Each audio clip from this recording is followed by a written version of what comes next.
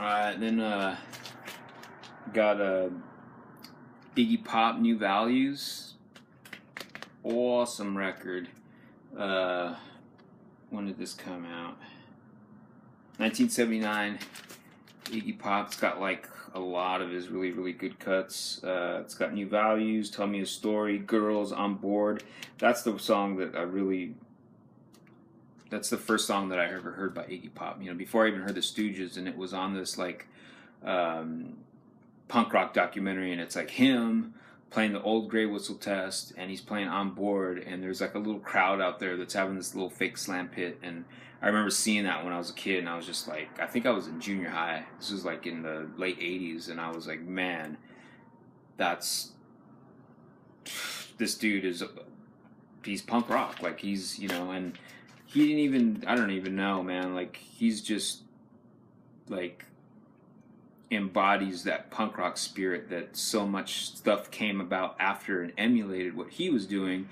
And I don't know if you ever seen that the Stooges movie, or even if you haven't, if you just know anything about Iggy Pop, it's like this guy was the true, like, you know, outcast. Like, if you know anything about his background, and he wasn't trying to be cool, he wasn't trying to set trends, he was just being himself, and he was just not giving a shit about society and anything, and everything that he did was just so pure and had that attitude. And now it's like you have so many, you know, musicians that try to fit this mold, and they feel like, oh, I have to act like this, I have to, you know, put on these clothes, I have to play songs like this, I have to write lyrics like this, and it's all fucking fabricated and fake. And then you find out later that it's like these motherfuckers are like these rich kids that, you know, come from, you know, upbringings that allow them all these opportunities, and it's like it has nothing to do with the real art that was made by the creators that were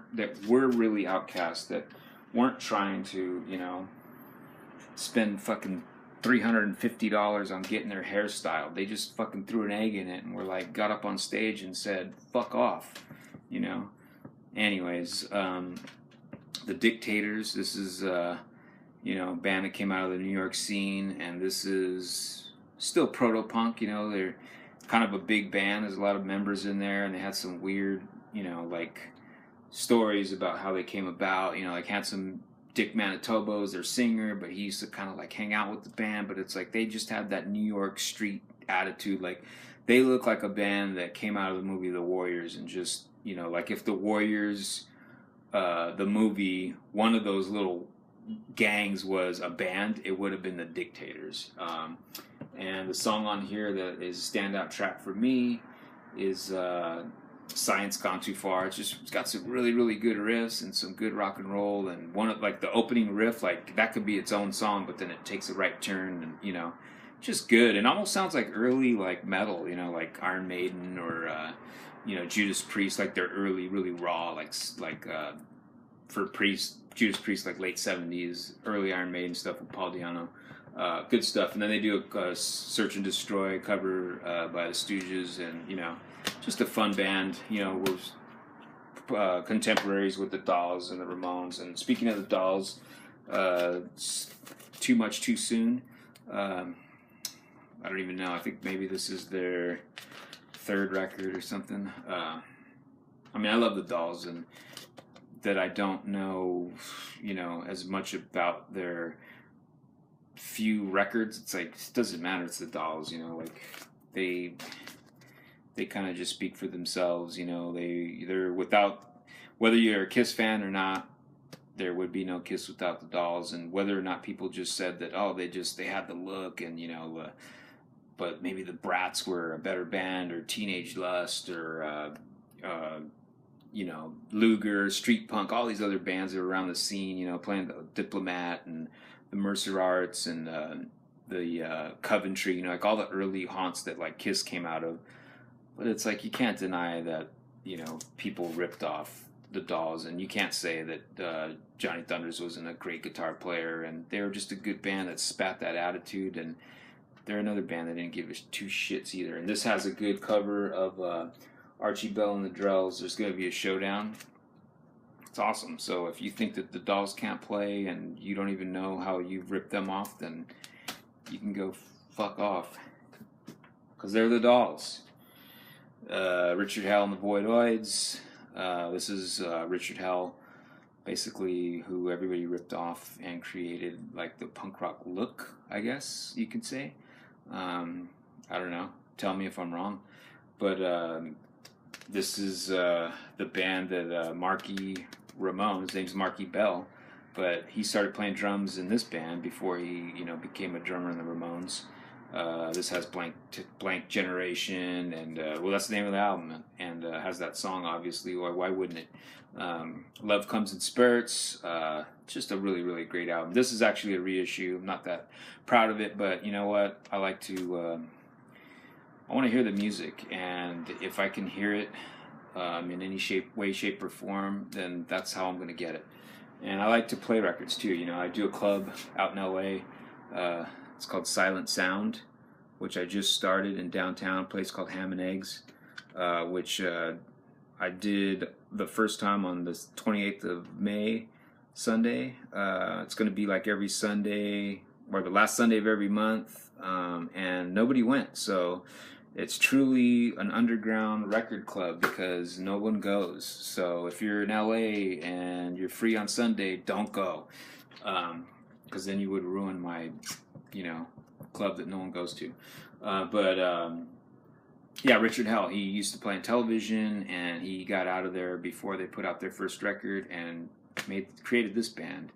And I think in between there somewhere he was doing the he was the Heartbreakers with what's his name, Johnny Thunders, and whatever, man. I drank a bunch of coffee, and if you don't like this, then stop watching it. But you're not watching anyway because no one watches this. Television, Marquee Moon. I had an original copy of this that I found the same time I got that Flamin' Groovies, but some faggot stole it. And whatever. If I never have to deal with that person again for the rest of my life, it was worth the price of them having that. But this is Four Men and Beards. They put out reissues of stuff, and I'm not really that happy with them, but I have a few of them because whatever, I want the music. And at least if I wanted to ever play this live out when I'm spinning records, I could play it. Has obviously the title track, which supposedly was the second take they did, which they thought was a practice take. And if you ever heard that song in its entirety, you know that it's perfect. Television, super, super important band.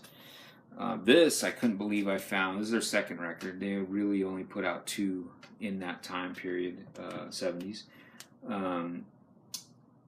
But this record, I remember I had a tape. I bought a tape of it just because I saw it. And when I first had it, I played it a lot, and it's nowhere near as good as the first one. But I was like, man, if I ever see that on a vinyl, I want to pick it up because, I just want the 2 television records. Why not?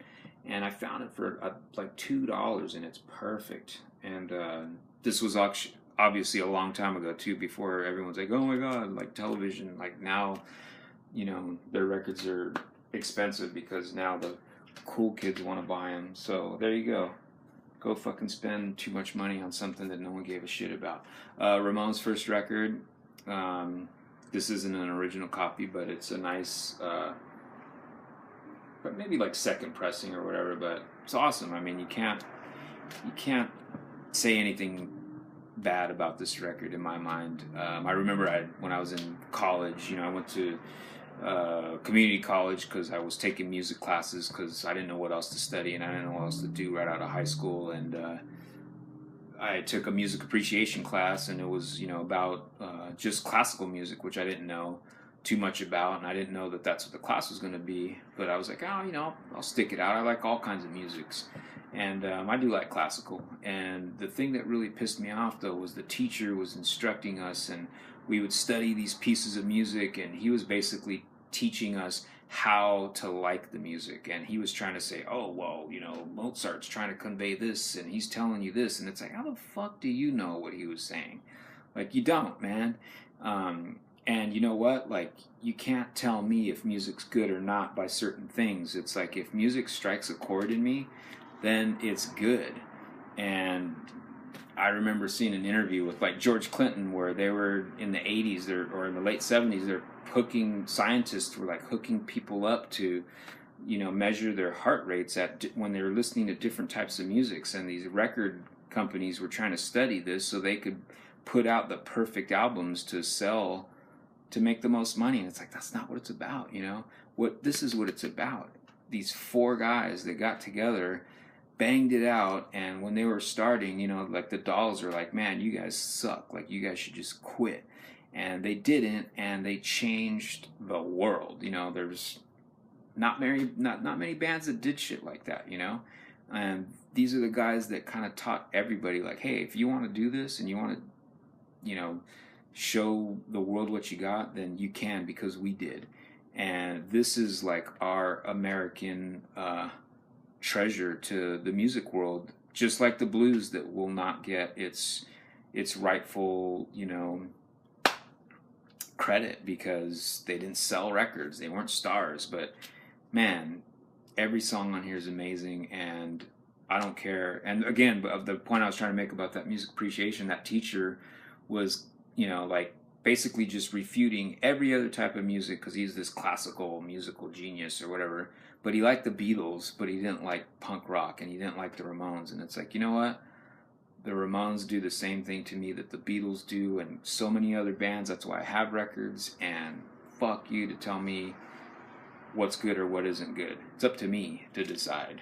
And this is some of the best stuff that exists, man. I'm sorry. And it gives me that feeling every time I hear it. I just listened to it the other day on my way to work, and I wanted to drive, like 100 miles an hour, because it just, it's the Ramones, This is second record, Rocket to Russia. Again, just another perfect album by them, Amazing. Skip forward a little bit. I don't have as much as I love the Ramones, I just, it was one of those bands that I kind of took for granted, and they were always around, and they were still playing shows a lot, and just didn't buy all their stuff. But Pleasant Dreams I found, and this has KKK Took My Baby Away, and some, a lot of other good tracks. We Want the Airwaves, She's a Sensation, like, it's awesome, really, really good stuff. At this point, already with Marky Ramone, no more Tommy, but I think he was still producing them. Oh no, he didn't produce it. So again, like I said, I don't know what the fuck I'm talking about. Ramones Mania. I remember going to the beach with my brother, and he had this friend, and we took a drive, and he was playing this tape, and I loved it so much. And I was like, oh my god! And I remember seeing Rock and Roll High School on TV on a Saturday. When they used to play cool movies on Saturdays on like Channel 9 or 5.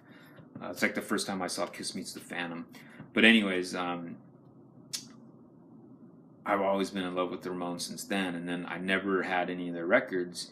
And then we took that drive, and his friend, my brother's friend, who we went to the beach with, it was his car. He was playing this tape, and he saw how much I loved it, and he gave it to me, and I was like, oh my god, are you kidding me? Like, it was like he handed me a piece of gold, and I played that tape to the death, and then later found it on vinyl, and it just has, like all their best shit, and it's a 2-record set. It's a reissue, but it's great. Let's see if I can get through a little bit more of this is the New York scene, CBGBs and all that, early stuff. Blondie, Plastic Letters. It's the only one I have by Blondie. It's a really good record. Talking Heads, 77. This is you got this guy Jerry Harrison. He actually played in the Modern Lovers before Talking Heads. I don't know if you guys know that, but you should if you know anything about Talking Heads and punk rock and Modern Lovers. But this is a great album. Their first album has Psycho Killer and among other of their early stuff. And 2 quick ones, if I could sneak in, the Dead Boys, All This and More. It's actually a live album I'm not really fond of, but Dead Boys, I took a chance on it because I didn't have anything by the Dead Boys, and I didn't know what their proper studio album was. And then another one, which I like just because it's a part of that early scene, the Tough Darts. It's just cool because they played with all those other bands like the Marbles, but it's not that great.